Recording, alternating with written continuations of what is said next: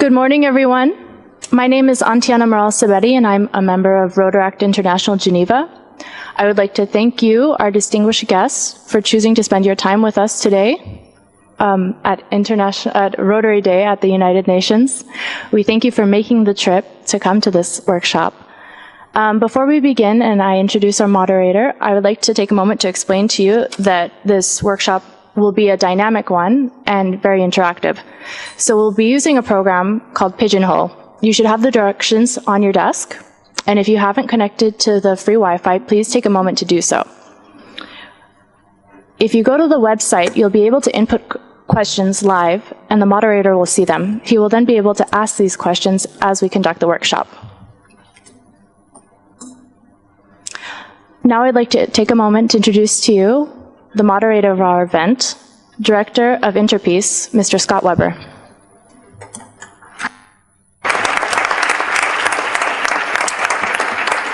Thank you, Ms. Sabeti. Good morning, everyone.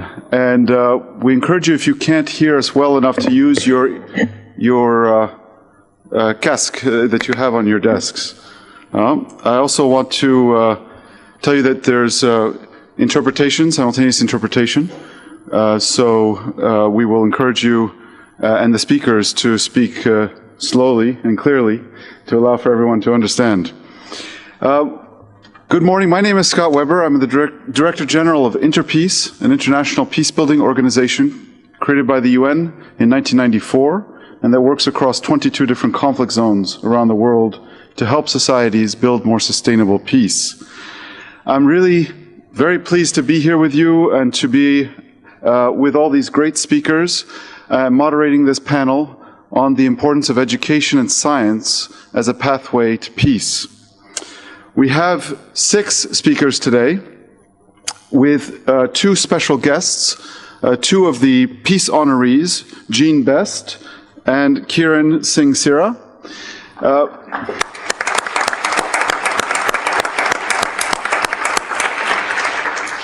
We want this to be an interactive dialogue with all of you, and I hope you can get connected to this Pigeonhole system. I have here a small device that's going to show me your questions that I will then be able to distribute to the panelists to be able to make this a more interactive session. Throughout the event, however, there's something I would like to ask you to do.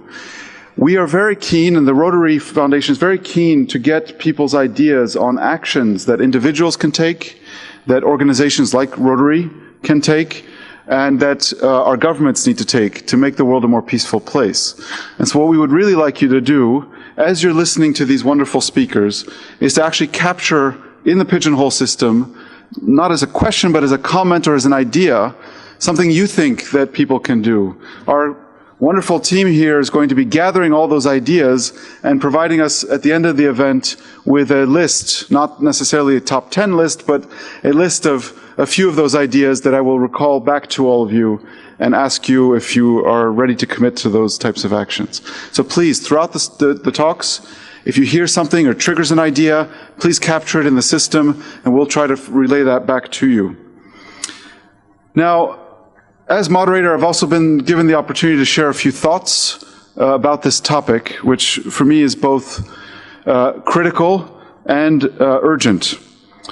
We are living today through a profound crisis.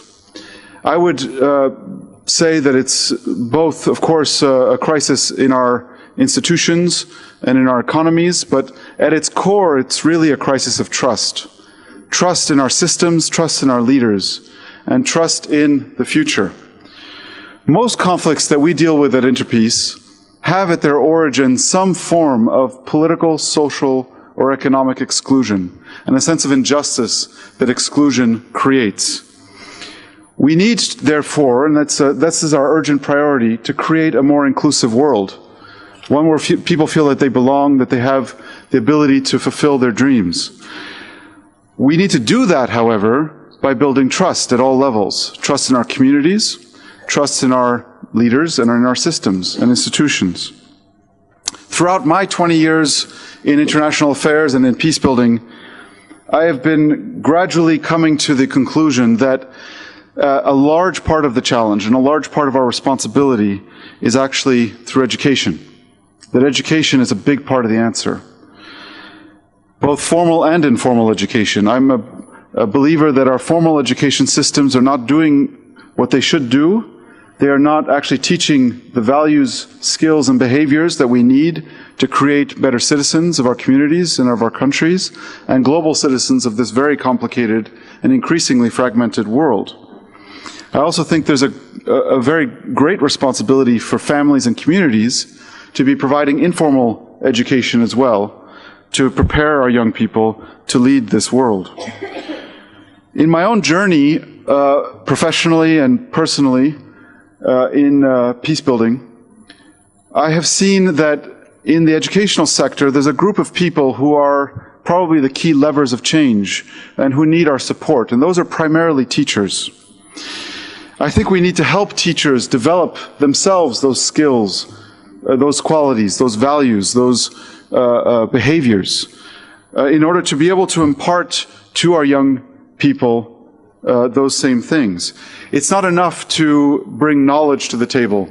Teachers have to behave. They have to enact and embody those values for young people to really absorb those and to try to emulate them. The fact is that teachers work extremely hard. They're under great pressures all over the world, and they don't feel supported. I've been consulting many teachers around the world. They don't feel supported. They feel quite alone in this. Some teachers don't understand the link between teaching math or some other subject matter and teaching about peace. And yet, what many other teachers will tell you is that no matter what the subject, they can be helping young people work better together in teams, learning collaboration. They can learn skills of listening, skills of dialogue that allow them to actually become more effective members of our communities. But we need to help those teachers. And I'm calling here for the creation of a platform to link teachers to support each other in this goal. It's a platform that we're calling informally at the moment Teachers for Peace, to allow teachers of any subject matter to actually link to each other and work together and support each other in developing those skills, sharing tools and insights, and enhancing their ability to be educators of peace. I believe the Rotary network also, being extremely global and extremely local at the same time, has an important role to play in supporting their local teachers to be these educators for peace.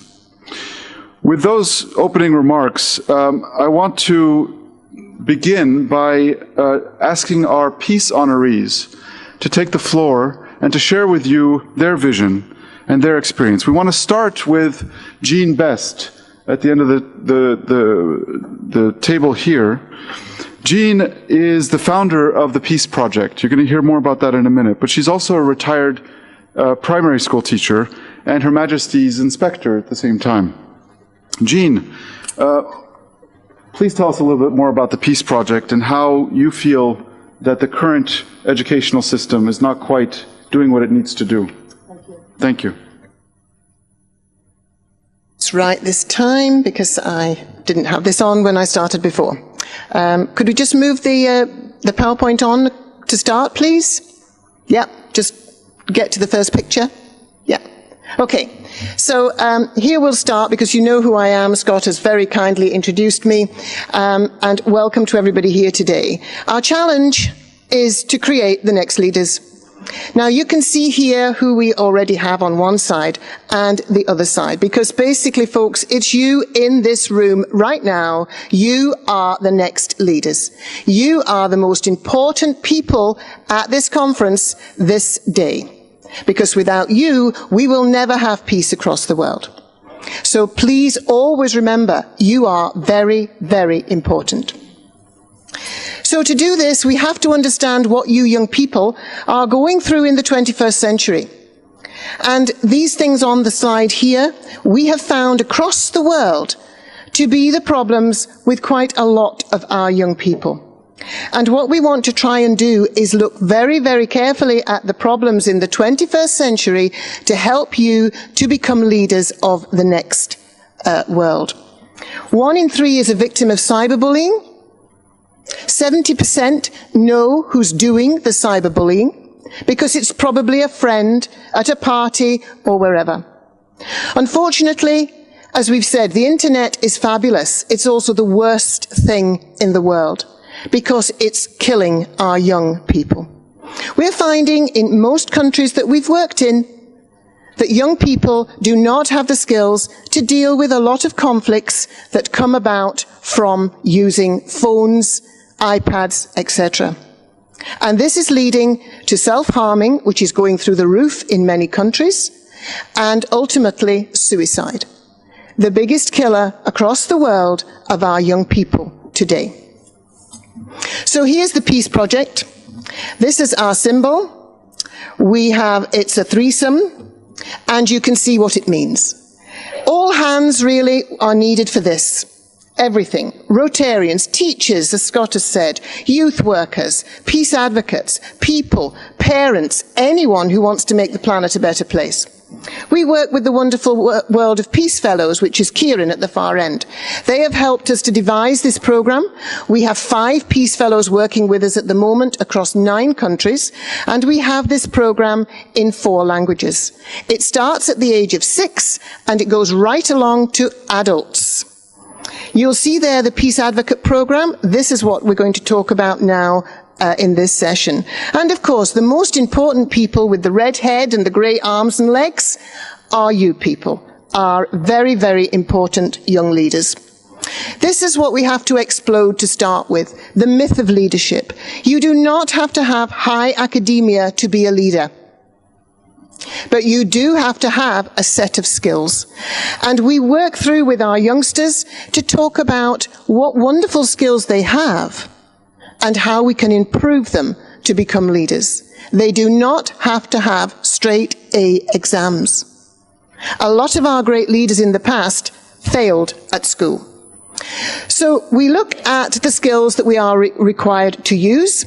It's very interactive. It's not a school teach and learn, stand at the front and talk. We want to empower immediately our young people. We recognize everything that you have and what a wonderful amount of knowledge you have. We want to enable it through our skills, and we want to empower you to take forward your voice for the future.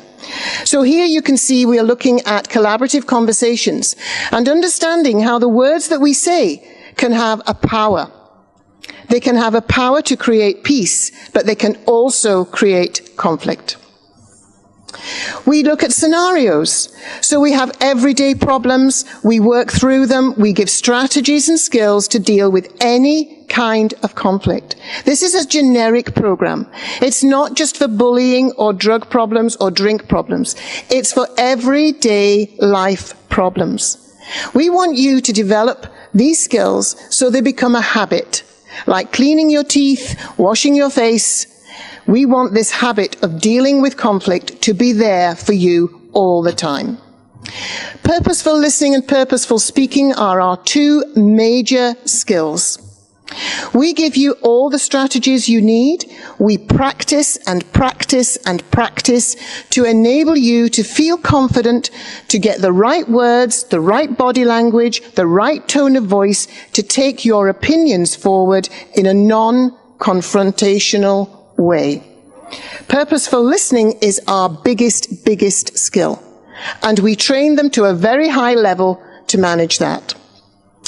Then we go on to create projects, because that's part of practicing the skills, and they are community projects, but we also get our youngsters to train the next cohort of peace advocates.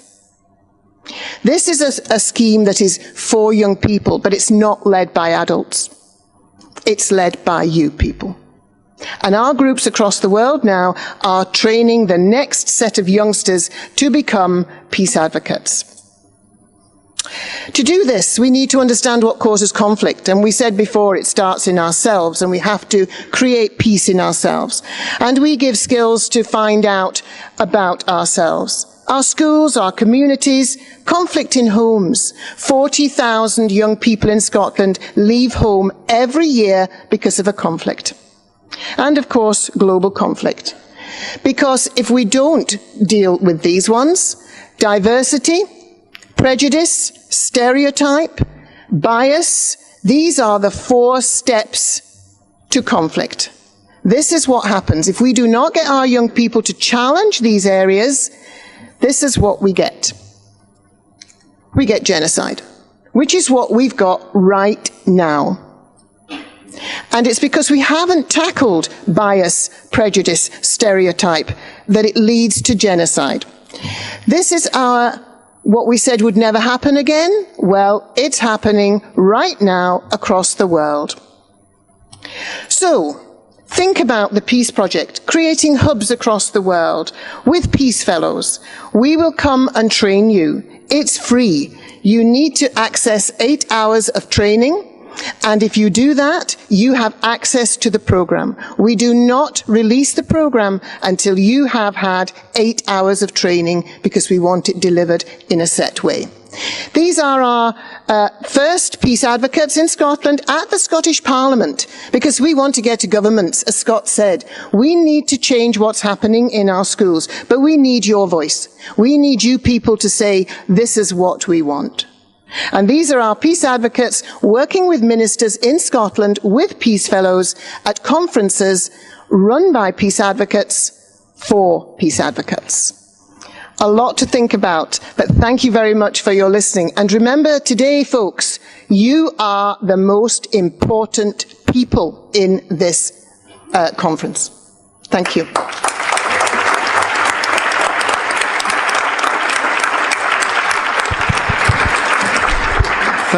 Thank you, Jean. And there was a question already on the system, the pigeonhole system, about getting access to the PowerPoint so that people can have that when they go back home. And so we'll see with the colleagues if we can make that happen. Yeah. And we can also give you other PowerPoints to support you if you wish. Wonderful. Thank you very much. We're going to turn the floor to Kiran Singh Sira, another peace honoree this year, and president of the International Storytelling Center, and a graduate of the Rotary Peace Center as well. Kiran has a very special message for us today. You'll understand what I mean in just a moment.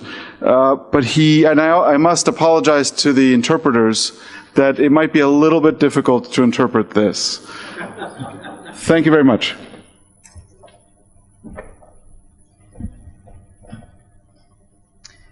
In 1972, there was an announcement on Ugandan public radio by the then dictator Idi Amin. And he announced on public radio that all Ugandan Asians had 3 months to leave the country or they'll all be executed. That meant my family had 3 months to leave the country or they'll be executed. They came to the United Kingdom, and 4 years later I was born. Where I grew up was a good place, but it was sometimes challenging for some of us. When I was 5 years old, I was knocked off my BMX bike by a neo-Nazi. When I woke up on the couch in my living room floor, my mother was very quick to say that an elderly white woman had picked me up and carried me home. I went on my life, and there were many other experiences like that, good and bad. But the most important thing is that they became part of my experiences, my memories, my identity. One of the ways we express our identities is through the power of storytelling. Fast forward many years, I found myself in Scotland, a country that I adopted and a country that adopted me. 2007 was the European Year of Intercultural Dialogue, and my city mayor in the city of Glasgow, a city of 3 million people, asked me to be the city representative, to represent the city of Glasgow in the twinning between Glasgow and the city of Marseille in the south of France. Of course, I was honored. She goes, offer the hand of friendship. I went to the south of France, and I met my European counterparts from all across Europe, but also North Africa, Tunisia and Algeria, as well as the Middle East from Israel and Palestine. We spoke in French, in English, and in Arabic, and we shared models of peace. It was on my return home to my own city that I got taken for interrogation, even though I was a city representative. It was the 4th time I'd been taken for interrogation. Times I'd been asked to get on my floor, 4 machine guns pointing to my head, asked if I was a Muslim, and asked if I was going to blow up the plane. But this time, I'm in my home city, so what do? I interrogated them. I asked them, why are you taking me for interrogation? and they said I had a chip on my shoulder. And it made me think about the idea that, yes, I do have a chip. The chip is where you keep your stories. So I wrote this in response. It's called The Chip on My Shoulder. When they took me in for interrogation, I asked them what for. They said it was because of my chip. My chip? Well, I'm well proud of it, so I interrogated them. Let me tell you about it. This is my chip that rests on this shoulder, although sometimes it feels like a boulder, a rock, a time bomb, a ticking clock. My chip is my link to my past. It reminds me of my ancestors who fought against caste and other systems of control that puts another man down. My ancestors fought injustice against King George and his crown. To know your chip is to acknowledge a path. You expect me to bow? You're having a laugh. I said, go on, detain me. I refuse to fold, to be subservient, to do as I'm told. You took me in and you threatened to keep me on a 9-hour hold. For what? Is this how you want to stop war against terror? Random selection, or is it just that my appearance is my error? Because think about it, I say, do we really want full police state control, to compromise our freedoms, to sell our soul, to just accept Home Office plans that tears tolerance apart, more toxic than a parliamentary hour, Prime Minister's fart? Not me. Now you may call me a soapbox preacher, I said, anti-government and into civil rights. But don't call me a Lib Dem, a Tory, or a Labourite. I'm not saying I'm better than them, because I follow my own score. I'm just a citizen who refuses to submit and actually believe in human rights law. A soppy cliche, perhaps, but we're all the seeds of one family. We all have chips on our shoulders. Discover your chip, and you realize a world without borders. A chip reminds me to stand up for humanity, to be a pacifist warrior like the great Mohandas K. Gandhi. I'm proud of this chip that rests on this shoulder. It reminds me of where I'm from, to stand up to detention without cause, because think about it, it's just wrong. Thank you.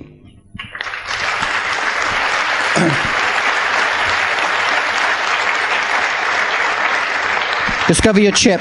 So I leave you at just very short. So as Scott said, I am the son of refugees. I'm also the grandson of freedom fighters. My family come from Kenya, Uganda, India, and United Kingdom, and various different countries. We are kind of like a mini United Nations in my family. I now live in the United States, and I've been there for 6 years, and I run the organization, the International Storytelling Center. My job is to use storytelling to help communities all over the globe, communities in distress or conflict, to use storytelling to harness the potential for communities to speak in dialogue, to foster healing and reconciliation. So my final message really is, we don't need master storytellers, because each and every one of us in this room is a storyteller. You can harness the chip on your shoulder, whether it's to do with climate change, gentrification, or whatever issue it is, and find your creative potential to tell the stories that need to be heard. And I look forward to working with you in that capacity, to remember that you can be the story that you want to see in the world. Thank you very much.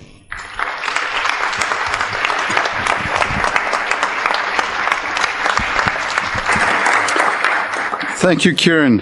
And I encourage you all to think about what the chip is on your shoulder.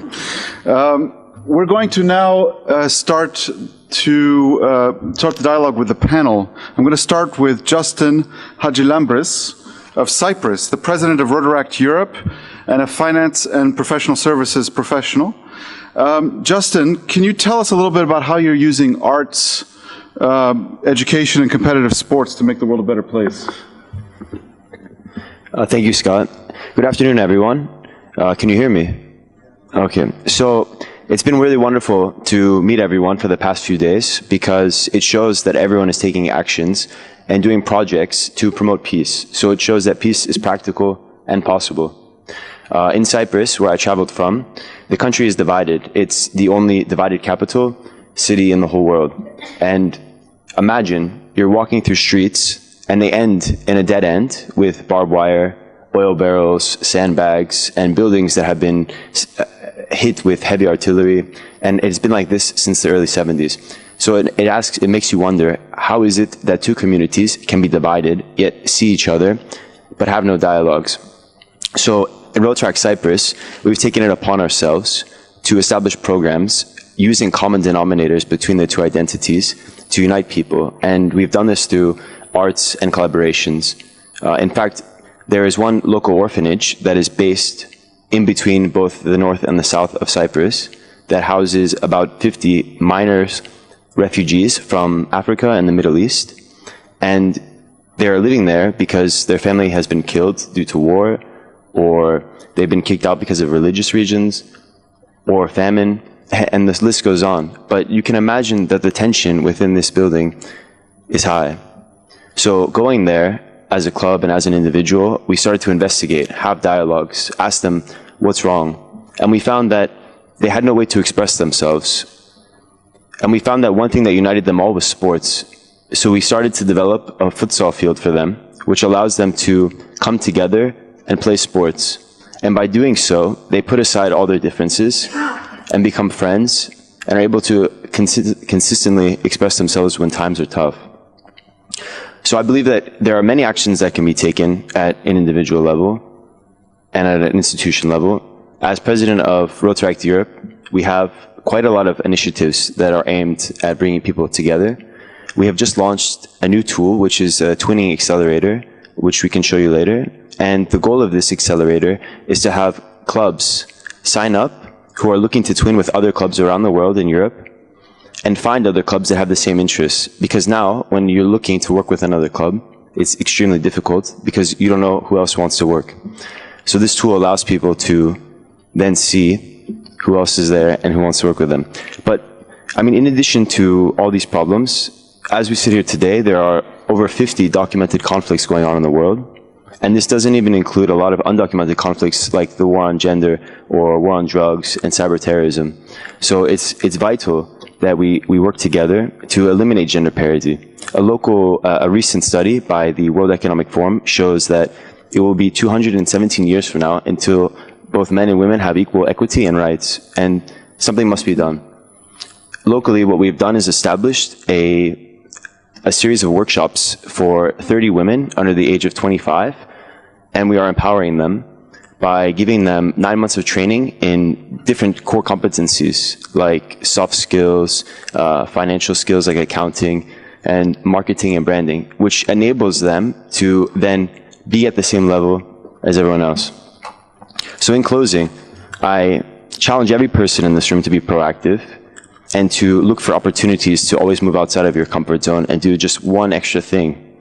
And in doing so, you're able to put aside gender, race, and ethnicity and work together and make this world a better place.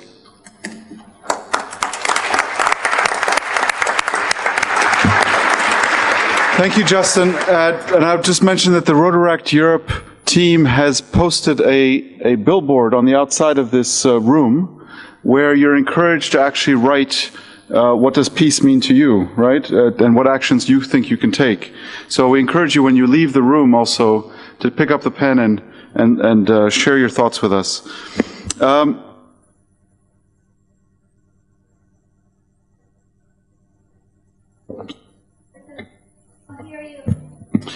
Sorry, thank you. I'm going to turn the floor to Rose Osinde Alabaster, who's a member of the board of the Swiss Water Partnership.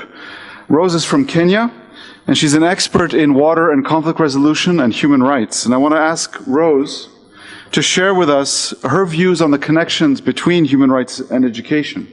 Rose. Thank you very much, Scott. Can you hear me?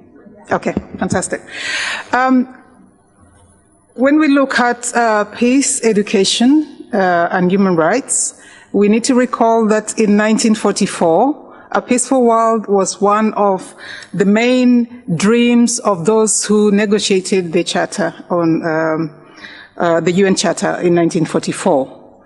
And progressively, we've seen the UN has come up and defined and provided resolutions and guidelines on how to realize the respect for human rights and also the fundamental freedoms that come with the respect of human rights. As we know, the UN has a resolution already on the right to education. But why is it important to remind ourselves on these universal values? Human rights are universal and they're interconnected. So if you have the right to education, you have the right to freedom, you have the right to access basic services like water. So we have these rights which are civil, political, but we also have the socio-economic, cultural rights. And when these are violated or not respected, then we have people being discontent and populations reacting in certain ways, and some of these can lead to violence or war. And therefore it is important that while we talk about education and how education can advance peace, we need to see how education can enhance the understanding of what human rights are. What can we do to advance this respect, protect the rights, and be able to fulfill the rights? And who is responsible for this? So we have the governments, the member states, having that obligation to deliver on all these rights. At the same time, we as the population, the community, the youth, the private sector, the development partners, we also have responsibilities to contribute to the realization of the rights. And this isn't going to happen without the element of accountability from government, but accountability as also the community. Then it also requires the creation of an enabling environment for this to thrive. Peace cannot thrive if there isn't an enabling environment for this. Do we have capacities? Do we have resources within education to necessitate the advancement of learning and acquisition of the knowledge? Do we have the right technology to transfer this information? So we need to have from policy to legal frameworks that will support the compliance with the human rights. We need to have other aspects, the plans, the national plans, the plans within the education system to deliver on this. And if we see, we look at the Transformative Agenda 2030, it has embraced universality. That embraces the principle of non-discrimination. And within the human rights, then, if people are to coexist in a very, in a harmonious way, then they need to have the right to access information, the right to participate, and the right to have accountability from the systems and structures that serve them. And also we have to think about now, but also the future, sustainability of what we're doing. Is the knowledge that we are transferring, going to sustain our societies? We have knowledge that can advance or promote stereotypes, for instance. How do we make sure that we have this enabling environment within our education system, but also to remember this interconnectedness between the different facets of our lives? How we are as individuals, as a community, as a group, as an institution. So we need to have these rights understood, and then be able to see how we are accountable as individuals, as a community, as a government, to be able to respect and fulfill these freedoms. Thank you very much.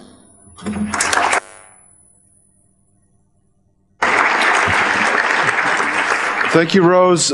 Before we move on to our next speaker, I want to ask Jean to think about one of the questions that keeps coming up on the system about what are those leadership skills and qualities that we think our leaders should have, particularly for this changing world.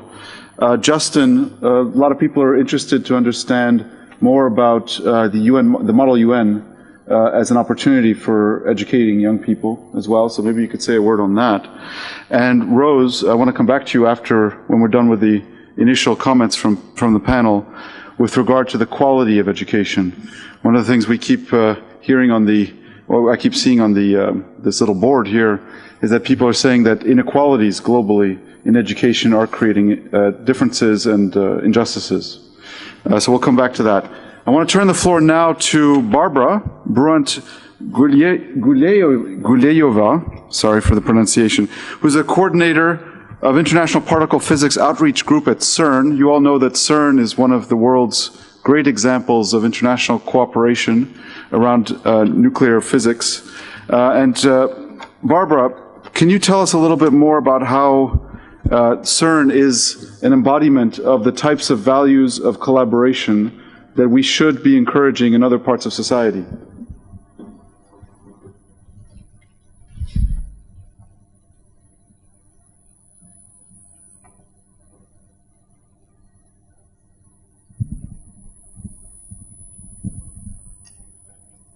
What is the link between science and peace?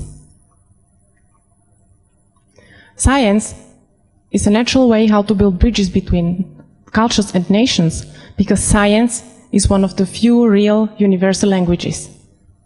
I am very proud of being a part of a scientific organization, which is a shining example of this. Science for peace and development is in the DNA of CERN for more than 60 years. 16,000 scientists from more than 100 nations work together at CERN without discrimination, regardless of their religious and political views, some from the countries which are opponents at the political stage. Based on the spirit of open access, tolerance, collaboration, and freedom of thought, the CERN model serves as a blueprint for the open, global, and peaceful collaboration. Indeed, several multinational research facilities in other fields have been built following the CERN example. CERN was founded in 1954 in order to restore science excellence in Europe after the Second World War. According to its simple but very strong convention, the military applications are excluded and all the results shall be made public and for free. During the Cold War, CERN served as a bridge between East and West. The agreement in 1968 between CERN and Soviet Union High Energy Physics Laboratory in Moscow later became a model for agreement between USA and Soviet Union. In 2013, there was an article in The Economist where a lot of multinational companies wondered, how is that possible that the large collaborations at CERN with up to 4,000 experts coming from different countries with diverse languages, cultural, educational backgrounds managed to work together for 20 years to design and build huge and complex detectors which have the components that fit together with the precision of less than the thickness of a human hair. The secret is in a shared passion for noble goals, the knowledge, and the common goal which drives the collaboration together.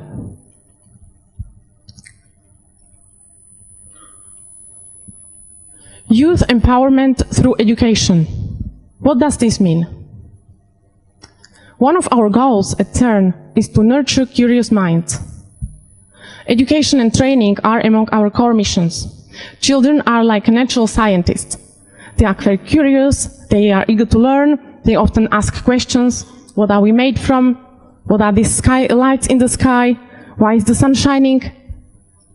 It is by investigating questions like these that science has advanced and that we can inspire children to become a future generation of scientists and citizens who understand what is the importance of science and technology in our everyday life. How do we do this? 70,000 children from worldwide visit CERN every year.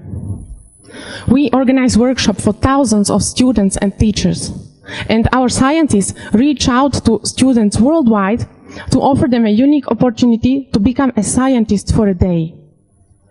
We use for our education hands-on experience, showing the cutting-edge technologies of today and the connection between science and the real world, complementing the often out-of-date textbooks which are being taught in many of our schools today.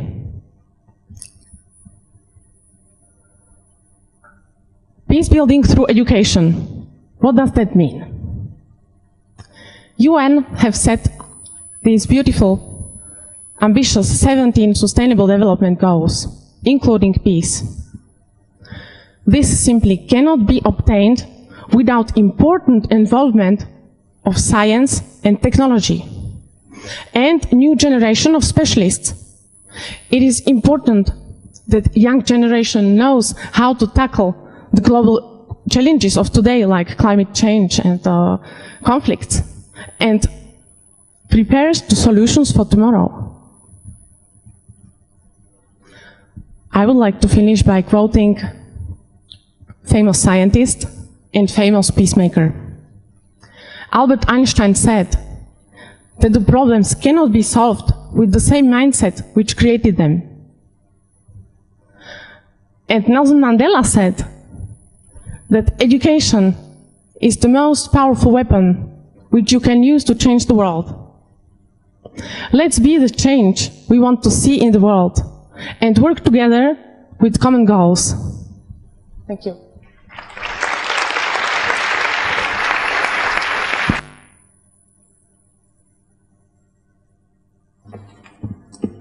Thank you, Barbara. I'm going to turn the floor now to Anna Lucky Dalena, who goes by the name Lucky, who's the Vice President of the Rotaract Europe and an expert in human rights and democratization. And Lucky, there are a number of comments on the system here that are saying that young people aren't the leaders of tomorrow, they're the leaders now. And how can they be more engaged and more actively involved? What are the skills that Rotaract can offer to young people to exert that leadership today? Thank you, and good morning, everyone. 2 days ago, it was the 9th of November. The 9th of November of 28 years ago, the wall of Berlin was falling. As a young European, I grew up believing that once the wall has collapsed, all is going to be good for us, for the European. 26 years later, I realized it's not true. So I had the chance during my career and as a life, like in my life as a Rotaractor, I had the chance to live in 5 different countries. One of them is Tunisia. In 2010, in Tunisia, a young man, a fruit seller, set himself on fire. This led to the fall of the regime of Ben Ali in Tunisia. This guy was 26 years old. Many people in these days have been mentioning Gandhi, Mandela. I'm going to mention something more stupid than that, but to me, more powerful. The uncle of Spider-Man said, "With great power comes great responsibility."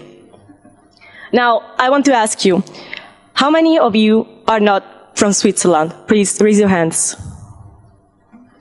and look around. You guys are privileged. You guys got an education. You probably have a job, or you have a family supporting you in your studies. You guys had the chance to travel to Switzerland from another country. So we are privileged. We are Rotaractors, and we have access to a huge network.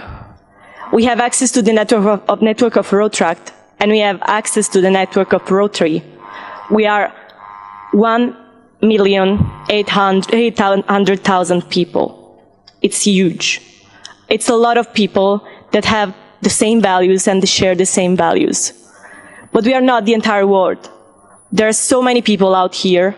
There are so many people out of Rotaract that are in need for our help. So as Rotaractors, it's our responsibility to act for this world and to take action in order to build a more peaceful world. Someone wrote it, I saw it before I exited the room, and someone already wrote in the billboard that we posted outside. Someone wrote, "What would you do to build peace? Travel the world." Which is true. Travel the world, open your eyes, and use Rotaract as a tool to understand other cultures, to get rid of prejudice, of stereotypes. This is the thing that Rotaract is giving us, the ability to understand other people, to understand other culture, and then take action to make an impact. Thank you.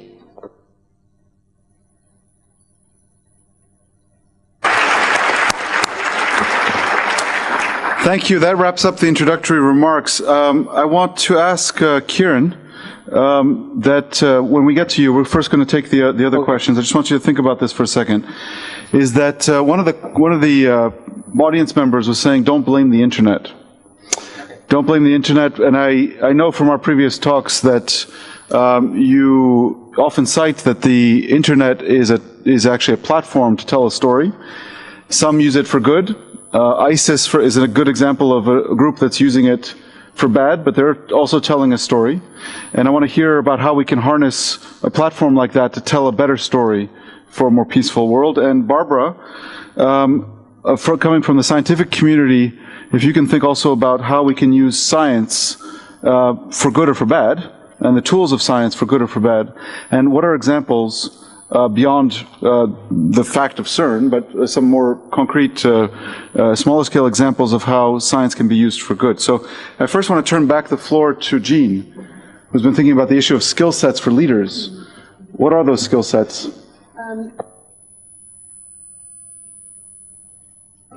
Okay, that's it? Yeah. There's basically three: collaborative conversation, purposeful listening, and purposeful speaking.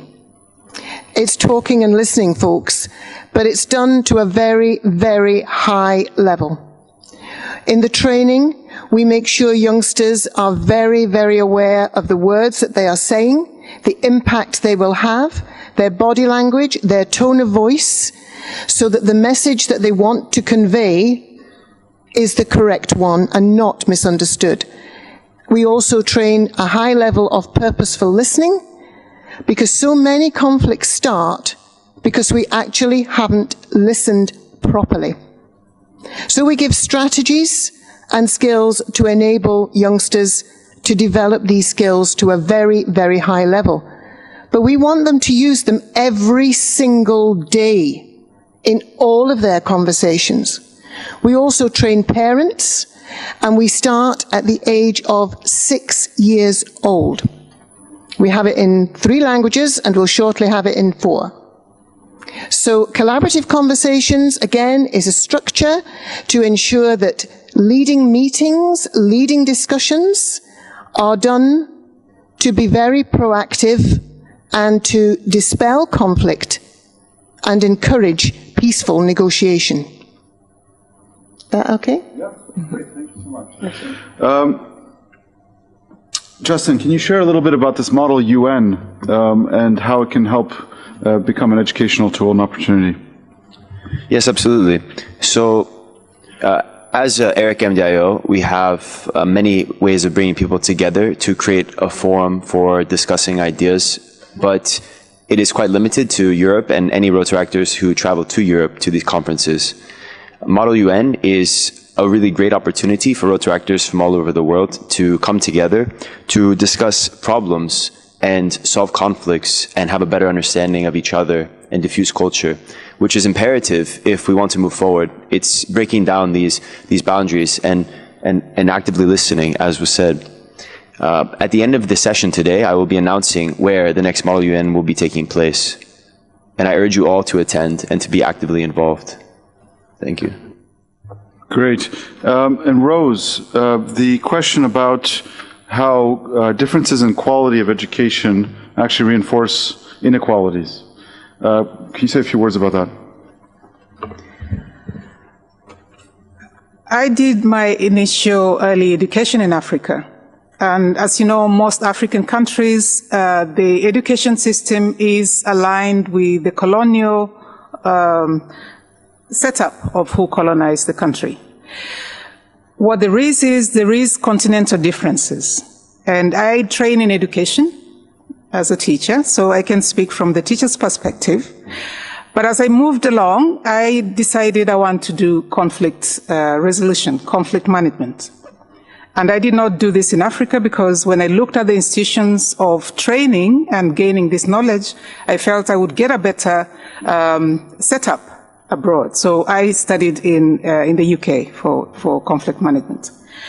So what do I want to say about these continental differences? If we're going to use education to be the fundamental foundation for the culture of peace, then we need to make sure that it is understood from early ages.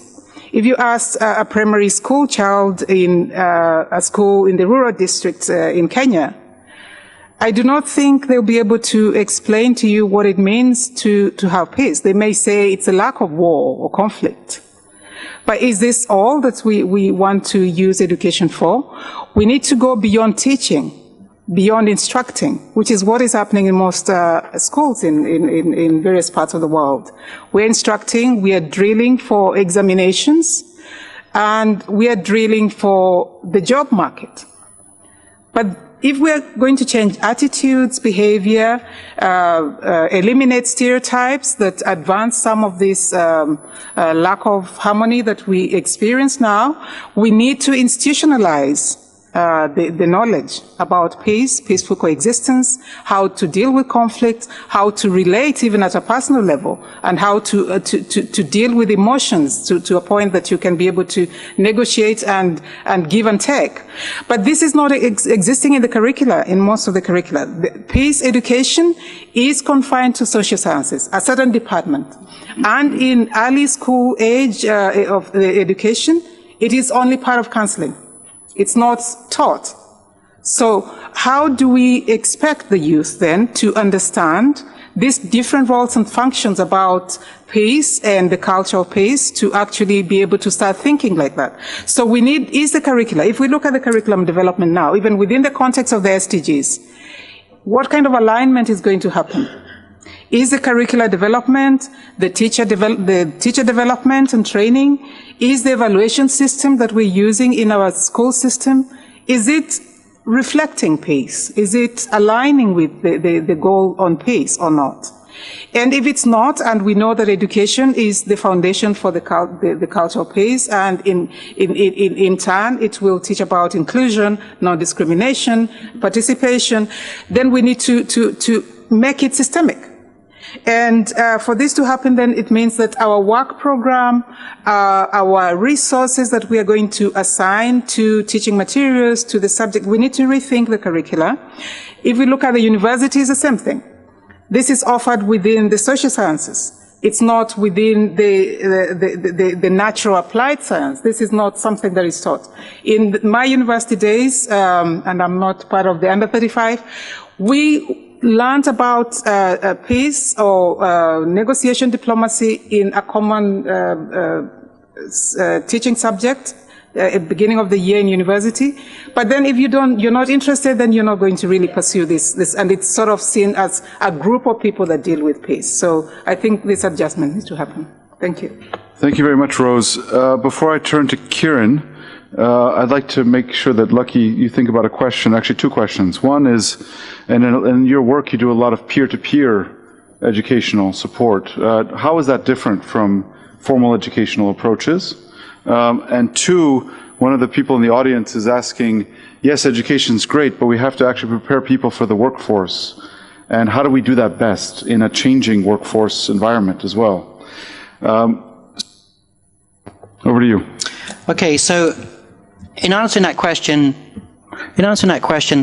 I'm going to try and tie it back to what I've heard already, if that's okay, because it's made me think about education, science, technologies, the application of science to technologies. You made me think about equity, equality, sustainability. You made me think about privilege, responsibility, about where young leaders are now. It made me think also this idea that storytelling, and I advocate for storytelling, but storytelling is like religion. It's like the internet. It's not good. It's a force. It can be used for both for good, a force for good and a force for bad. Religion is a force for good, of empowerment, and a force for bad. It's man's greed. It's generally men, so it's men's greed generally that is to blame. I think there's a lot been talk in the United States about fake news. You can't ever argue that something's fake when it's a personal narrative. If it's your personal experience and you find some way to share that, then no one can ever argue against that. So how can that be fake? And the internet is one of the processes in which we can do that. I also think about this idea, just a simple thing. The whole week you've been, perhaps some of you have been here a week, you may have had a moment where you met somebody new. And I can guarantee that you didn't, when you met that person who's from a different country, different club, that you didn't speak in facts. I can guarantee you spoke in stories. You told a little bit about yourself, you probably heard something about them, their experiences, and at some part you found an overlap. And that's where you build the shared values. You find a connection. I imagine that you know, just take that to the next level when we can build that interaction, the storytelling exchanges across the entire world. And you think about how powerful that is. If you think about stories affect the stock exchange for the use of the internet, the stories we hear all around the world. Imagine if that focus could be peace. You can receive a story and you can tell a story because a story moves faster than the speed of light, and it can be exchanged. This whole idea about young people, leaders of tomorrow, you're a leader when you choose to be a leader. You led yourself here today, so you're a leader now. So it's the idea that we can't necessarily rely on our governments anymore, in my opinion. But what we can do is you can make an exchange with somebody across the divide from another country, and you can do that through the power of the internet. So I would go back to this idea that we're moving forward, our technologies are moving much, much faster, but we're using an art form that is most ancient. It's our oldest form of communication. Pull those two things together, you can have a radical shift and pull the narrative towards peace rather than the narrative towards war. I hope that answered your question. So the internet's good and bad. Thank you all. Thank you very much. On that same note, Barbara, can you share with us a little bit how we can use science for good when it can also be used so often for bad? Yeah, with pleasure. So I would like to go a little bit to the more concrete note. It's true that we can say that the tool, every technology, every innovation is a tool for something. And every single tool can be used for good and bad. It's ambivalent. Since the history of the humanity, every invention, including knife or fire, you can use it to cook or to kill. So this is really the responsibility of every single person, how to use the tools which we are being given. This is the first thing. Then another thing is that there are many examples of technologies which have been used for like weapons, etc., which have been used for the bad things, or even internet could be one of the examples. But there are many other examples of technologies and innovations without which we can't exist anymore. We can't imagine our life, and I would like to make a little bit bigger awareness about that, because the basic research is the driver for innovation, including CERN, of course. If I would take examples from CERN, so maybe some of you know that CERN is the place where the World Wide Web was born. And why it was born there? Because, as I already have mentioned in my introductory speech, we scientists, we want to work together. We want to communicate from all the countries. And it was in 80s that scientists wanted to communicate better, and they wanted to share their data. And therefore, World Wide Web was invented at CERN at that time, without thinking that it will become a powerful tool for the world. Another thing are the medical applications. MRI or PET scanners, which are used everywhere for the medical imaging. These are the tools which have been developed as well at CERN. Hadron therapy for treating cancer, which is much less harmful than the classical treatment. There are many other examples. Even the touchscreen was pioneered at CERN 35 years ago. And if I would go, we could speak a really long time about all these examples, but I was asked also to mention something what is a little bit more general, not only CERN-centered. So, you know, without basic research and being driven by this hunger for knowledge and understanding, we wouldn't be able to use Wi-Fi, radio, which is based on electromagnetism. Without that, it wouldn't be possible. And Maxwell was never ever thinking about inventing radio when he was trying to understand electromagnetism. The other thing is that one of the very, very beautiful examples for the basic research contribution to our everyday lives applications is, for example, quantum mechanics, something extremely complicated for most of us. But without quantum mechanics, there's no electronics, which we are using in everyday life. And another thing, do you think Einstein was thinking about GPS when he was studying the general relativity? So it's the same thing. Thank you.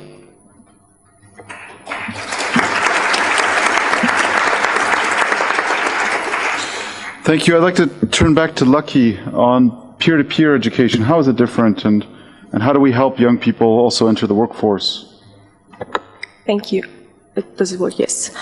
What Rose said about teaching is essential. The role of teacher is extremely important.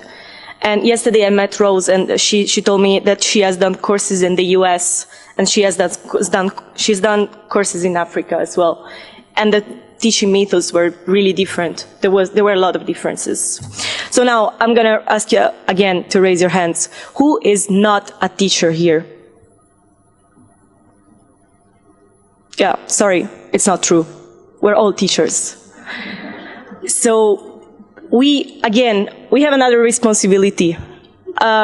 This year with Rotaract Europe, we're organizing webinars and workshops, and we are asking people to teach us what they know.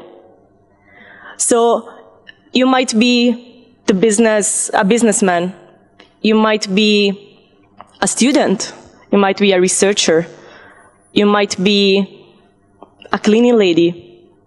You know how to clean, and you can teach it to someone. So there is no job, there is no expertise that cannot be taught somewhere to someone. Again, Rotaract gives us the possibility to have a voice, to speak to other people. So you have this responsibility, take it and use it. We are organizing with my club like a sort of orientation week. We go to high schools and we teach young people what we know about our university studies or our job. We have like many people in my club. We do like many different things, but we all have something to tell them. So basically, just like it's up to you. Think about something that you know and go and teach it, because this is like the core of peer-to-peer education, sharing knowledge. And as young people, we have the skills that you were saying, someone mentioned, like the skills that are necessary to enter in the workforce. I work in this office with this woman. She's like around 50 years old, and she doesn't really know how to use a laptop. And it's a mess sometimes, like she really doesn't know. And I do, because I grew up with a laptop. I grew up like knowing Facebook. I know that I can Google how to code and learn how to code on Facebook, which is some of the most important skills. So basically, like, we already have the skills. And again, we need to teach them to the other people. Thank you.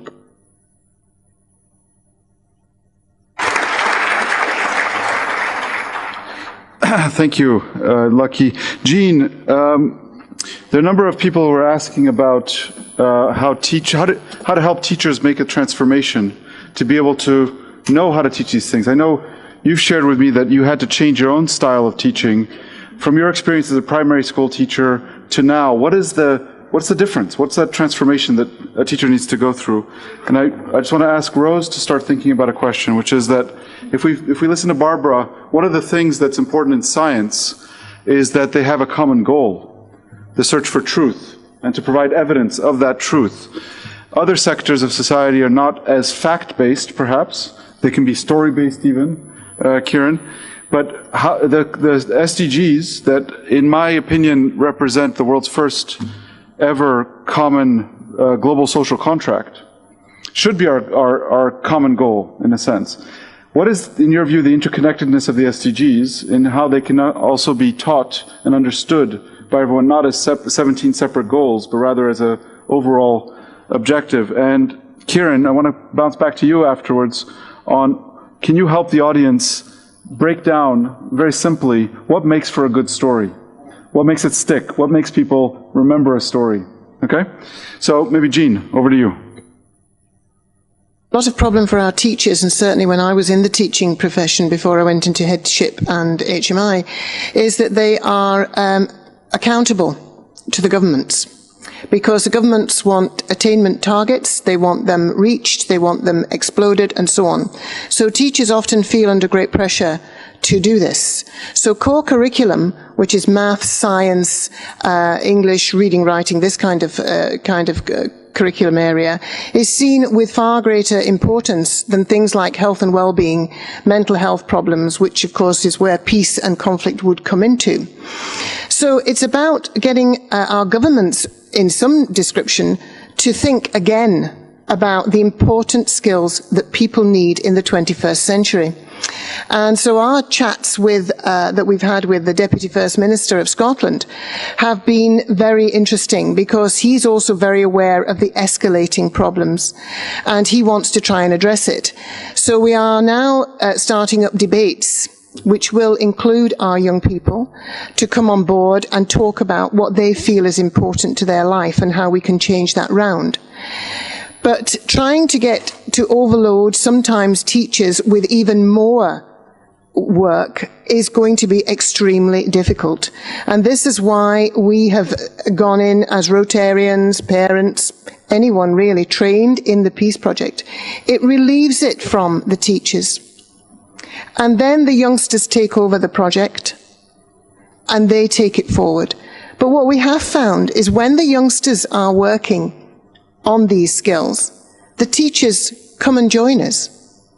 So we are starting to change their thought patterns, but it's you young people that are doing it. We are not telling them, you must do this in your work, you must do extra. So sometimes you have to look at different ways to get through what you see as most important. But I know the workload of a teacher, I know the workload that happened in my school and the pressure put on teachers. And it's very, very hard, and I wouldn't want to overload them at this time. So we have to start working, as Scott said, opening discussion, showing them ways that they can work with youngsters and let youngsters take the lead. But we have to get to the governments. We have to get them to see what we need in the 21st century is not always core subjects. My youngsters said to me, we want this work placed as high as maths, sciences, and language. It should be included. Okay. Thank you.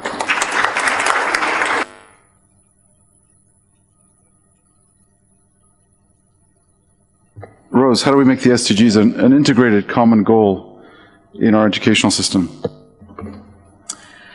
SDGs are already very much interconnected, and achieving one SDG is going to lead in some impact, positive impact on another SDG. There is sectoral interconnectedness on the issues that the SDGs are addressing. But let's take health, for instance. Can we achieve health if we don't have access to water or sanitation? To a point. But you cannot report on the goal on health if you're not going to address some of the variables and issues that are going to impact on the safety within the environment, public health, personal health, and other issues that influence the quality of the environment, the quality of the water, the quality of sanitation. If somebody's using an on-site sanitation facility with no process of how they're going to empty and manage the disposal of that waste, there are health implications there. So we have these very interlinked elements, and I think when we look at defining the indicators of progress, to monitor the progress, there are going to be some multi-purpose indicators that will be required to do this. And at the core of the SDGs, achieving the SDGs, is education. People getting aware, understanding what is available in terms of data. What sources of data can we use to see what is where? What is the baseline are we starting with? And here science comes in handy, because there are different technologies to measure, for instance, the efficiency of how water is being used for economic good, for economic growth. as opposed to perhaps when we compare on how water is effectively being used for domestic and personal use. How do we remove the wastage of water so that it's saved for other purposes? So these multi-purpose indicators, can we measure progress in PACE? Can we measure progress in the SDG on the means of implementation without looking at other actors that are involved in the other sectors? So the SDGs have SDG 17, which sort of services all these other indicators because it provides the means of implementing the SDGs, who is the new partnerships that need to be forged for one SDG to be achieved. So these interlinkages go actually back to the universality of the socio-economic, cultural, political aspects, because if you impact on one, you impact on the other, whether it's negative or positive. So these linkages need to be established, and in the planning at national level, we need to see how the SDG task forces draw from different sectors, so that this contribution of knowledge can actually be shared across the sectors. Thank you.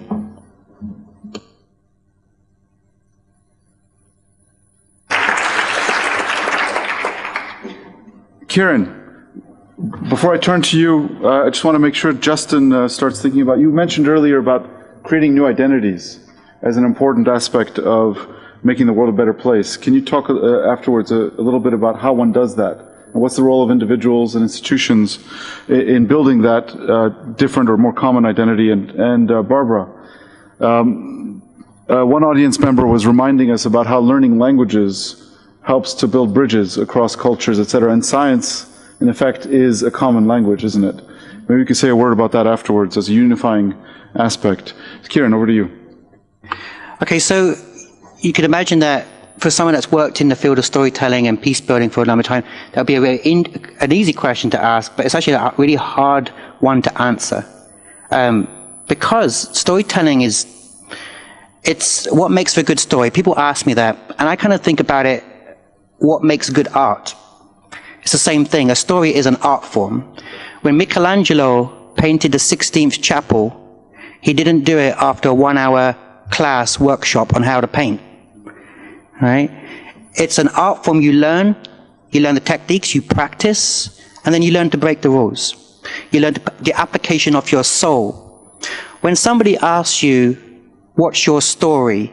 You can reply, which one? Because each and every one of us are the carriers of thousands upon thousands of stories.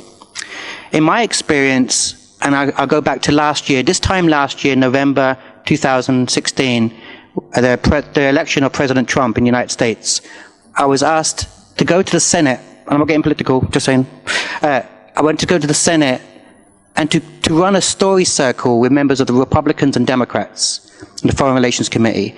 And they asked me to run a story circle. So what I did was not use the word story whatsoever. I said, I want you to close your eyes, and I want you to go back to the moment in your life that brought you to this table and brought you to the moment where you realized you wanted to make a difference in the world. So if you want to learn how to tell your story, at some point, go find a quiet space, close your eyes, go back into your memory. What was the turning point in your life that you wanted to make a difference? Keep that moment and wrap it in a story. Learn how to tell something that's true to you and authentic to you, and that it's something you can believe from your heart. If you use that always use that as your starting point, and then try and envision what the world looks like through the application of what you have to offer. If you can string the two together, then you've got the basis of a really good story.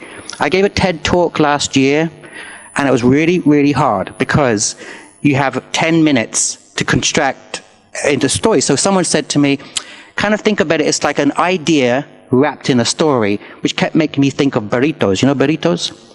So I keep thinking of burritos. So what big idea do you have to change the world, or how you want to communicate a very complex idea and wrap it in some type of story? We know about Einstein's theory of relativity. No, sorry, the other guy, Isaac Newton. So Isaac Newton, story, he sat on a bench and an apple fell on his head. Okay, you could kind of understand that a bit better than going through the complexities. So that's A story is an art form. What makes a good story? You can also Google that on the internet to find the structures where you look at confrontation and resolution, the hero's journey. These are just some words you can look up yourselves. But ultimately what it is about is finding what's important to you and telling it, and learning, and just keep practicing and find the moment that brought you to this table right now. Thank you, Kieran.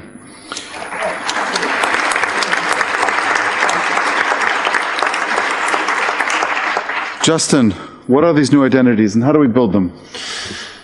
So, if you consider yourself and your group of friends that you have, every friendship group has its own identity. These are shared values and norms, which are built through dialogues, through telling stories. And essentially, what's happening is you're finding a common denominator, and you continue to build off of this. So, in order to build a new identity, we need to find these different communities. Like in Europe, we have many issues with refugees, and we need to find ways to find our common denominator and continue to build off of this. It's quite challenging, and someone also asked a question about Greek classics, and I think that this ties into that, because a lot of the Greek classics from the Stoic philosophy discuss that it's essential that you move outside of your comfort zone. And this is really how you create a new identity. You have to be willing to be insecure and to challenge yourself. So you find the common denominator by finding out who they are, and then you continue to build off of that. And through that, you develop this new identity. And this is something that we have seen in Cyprus. We have clubs both in the north and south, and it's kind of a taboo to work together, although we've been able to make it work by developing an identity which we can all share with Rotarians through sensitive issues and through crisis. So in Cyprus, we had a forest fire that destroyed a lot of the mountain, and through this crisis, we were able to come together.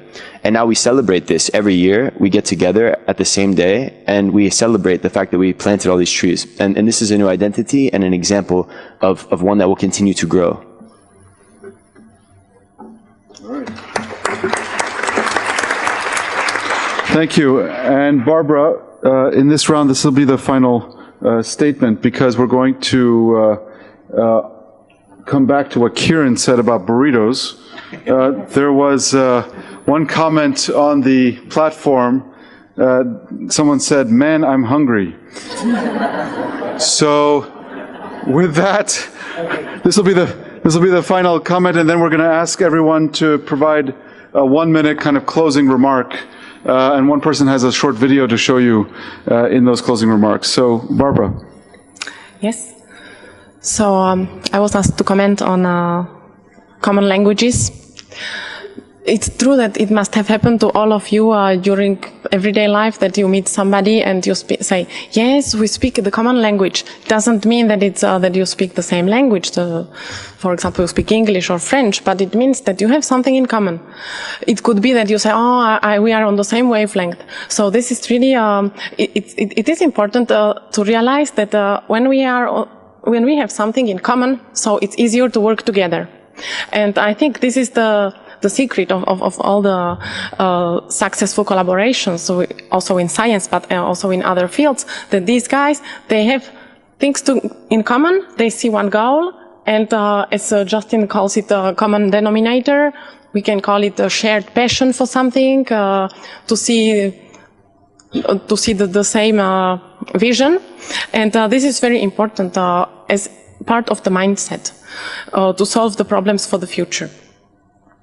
I would like to just mention here one very beautiful example how, for example, the model of CERN was used in Middle East to create the sister intergovernmental, like a CERN sister, the intergovernmental organization, which is called Sesame, and this is the place where the science and peace is being it's working together in the Middle East, and where the countries which normally do not meet ever meet only at this place.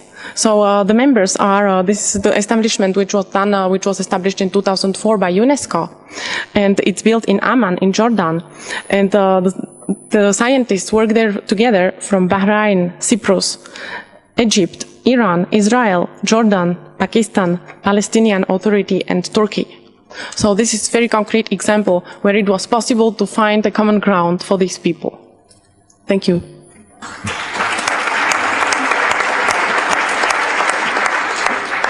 Thank you. If I can start with Jean on some closing remarks, and please 1 to 2 minutes each. Thank you. You've heard a fabulous amount of things on our panel today, and lots of different ways to create peace. My final word is, whatever you have heard today, there's got to be something there that is going to touch you to move forward and do something.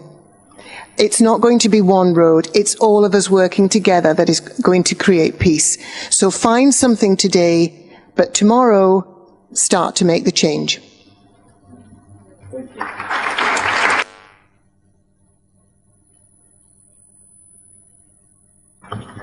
Thank you. Well, as Rotaractor, I would say do something with Rotaract. Engage in long-term projects, promote inclusiveness. But in very simple words, just open your mind. You're here. We're talking about peace, and I guess we all believe that peace is possible. So we are all on the right path. We just need to go on doing it and doing it more. Thank you.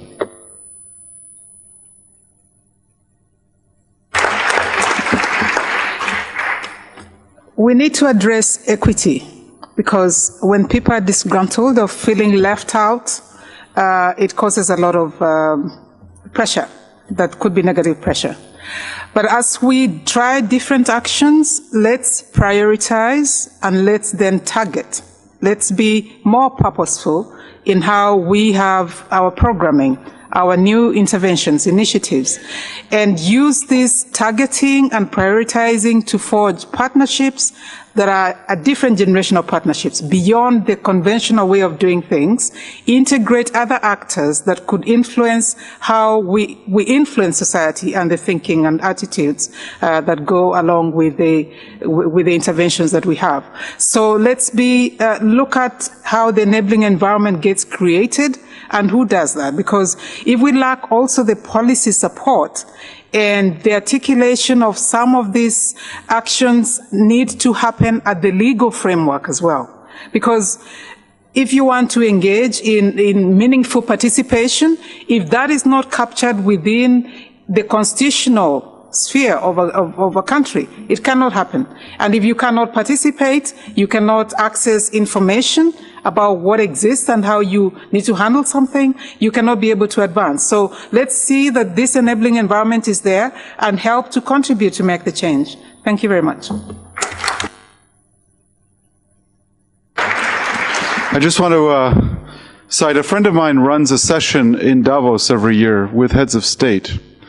And it's a session that takes place in a back room upstairs where they run a scenario. Those heads of state need to work together in order to avoid a nuclear holocaust. Nearly every year, those heads of state blow up the world. Nearly every year in that scenario, in that exercise. It's just a reminder that we need to prepare our young people to know how to govern in a more inclusive way, work across differences, and build bridges. I'm going to pass the floor now to Anntiana Sabeti, who is our host of this panel. She'd like to share a parting thought also on the link between technology and learning gender equity. Thank you, Scott.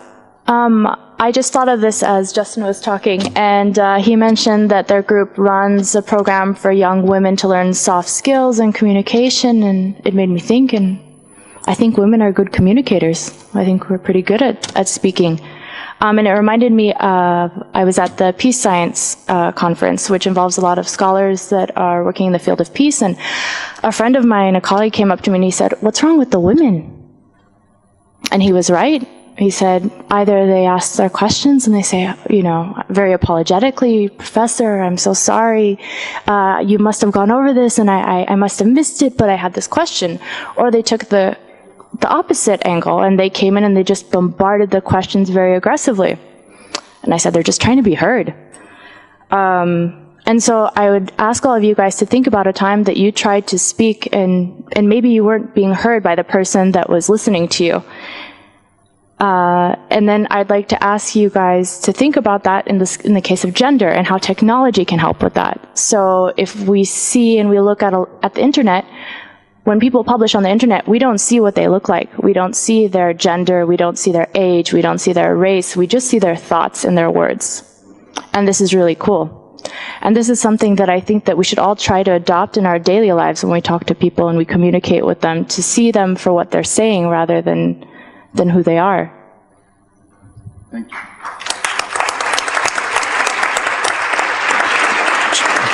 Justin, a couple words from you, and we have a short video that you'd like to show, correct? Yeah. Can we cue the video? At the end, after I finish what I say, we can play it. Thank you. So, to wrap up, I believe that if you want to be a leader, that you need to take action, purposeful action. So, if you want to have peace, you also need to take purposeful action, but in many facets. You can't just do one thing and expect that peace will happen. We need to further these kinds of discussions. So, in order to do that, I urge you to go to the MUN, which is going to actually take place in Lithuania, and it's hosted by the Rotaract Club of Kaunas, and the date will be announced in the coming weeks. In addition to that, I want to urge personal responsibility. It's up to you to go out and educate yourself at the end of the day, and also to take action to do something different.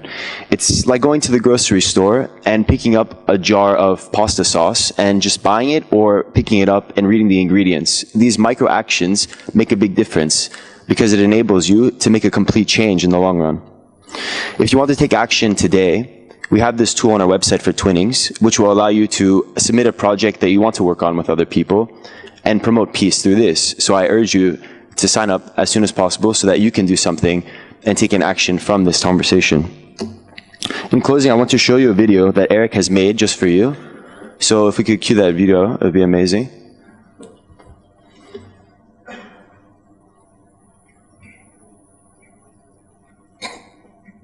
There should be audio.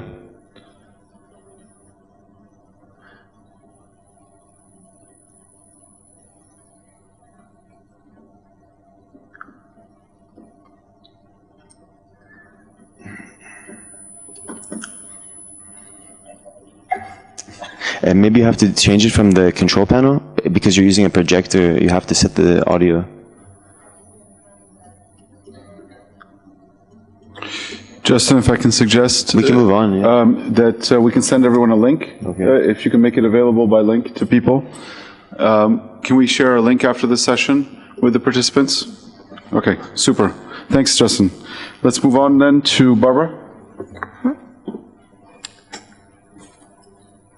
So we all agree that we are living in a very interesting times where we are facing a lot of challenges, if it's already climate change or conflicts. And this is actually the time which is very exciting as well, because we are having a huge responsibility on our shoulders.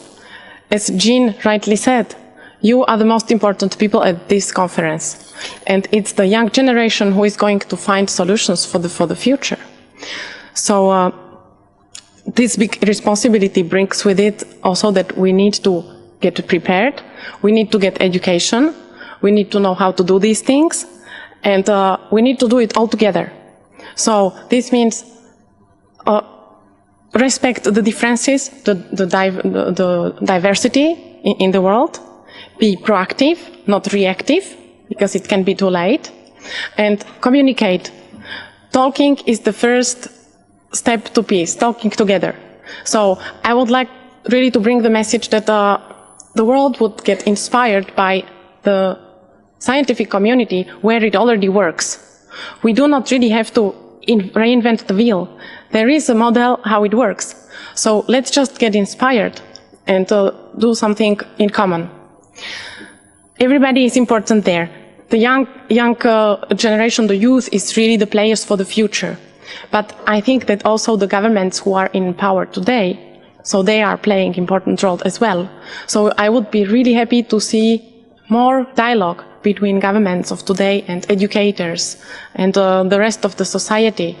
And because those are those who are deciding about our education today. If we do not have resources for education for young generation, how can we change everything? So it's also important that governments listen more to us, and that it would be very nice if there is minimum GDP percentage from every nation, which would be devoted to basic research and education.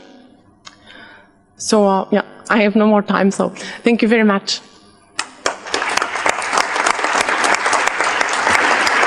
We have the video now queued up.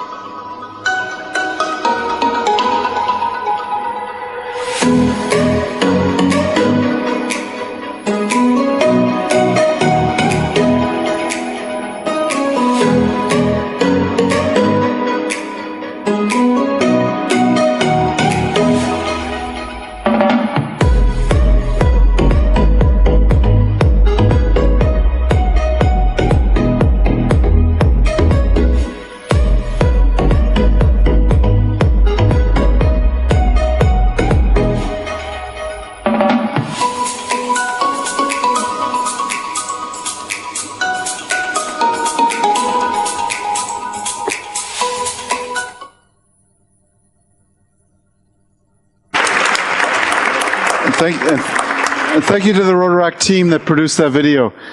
Kieran. I might beatbox, is that all right, to that tune? That was a good tune. I was bouncing away here.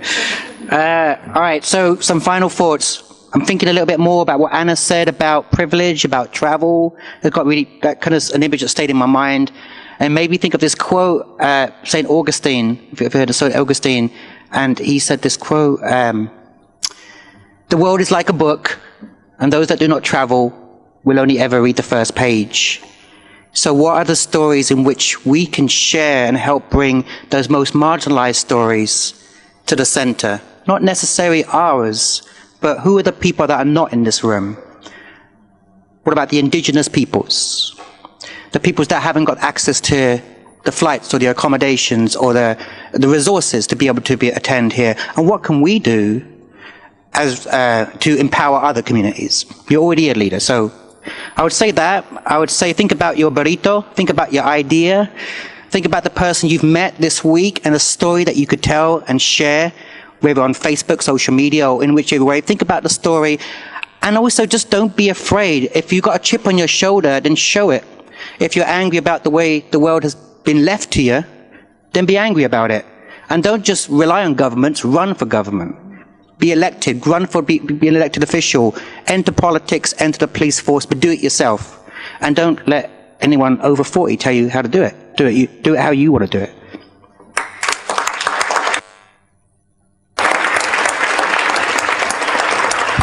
Please give a round of applause to our speakers. I want to thank all of you for participating and asking your questions. This is a new format for us. I think it worked fairly well.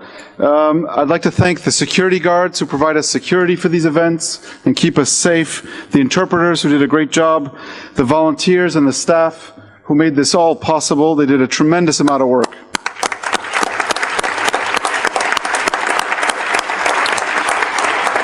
Don't forget to sign the board on your way out. Someone shared a piece of paper with me that the gift shop, the UN shop, is open one floor up, and that's crucial information. To that guy who was hungry, bon appétit. And lastly, I'd like to turn the floor to Amélie Boulteau, who is the organizer of all of this, who has some gifts for the speakers. Amélie. Yes, so my surprise is terminated, I suppose. So I would just like to invite all the 6 speakers for some gifts. It's not burritos, I'm afraid, but so can you just please come over the stage, just in front, so that we can make beautiful pictures. Thank you.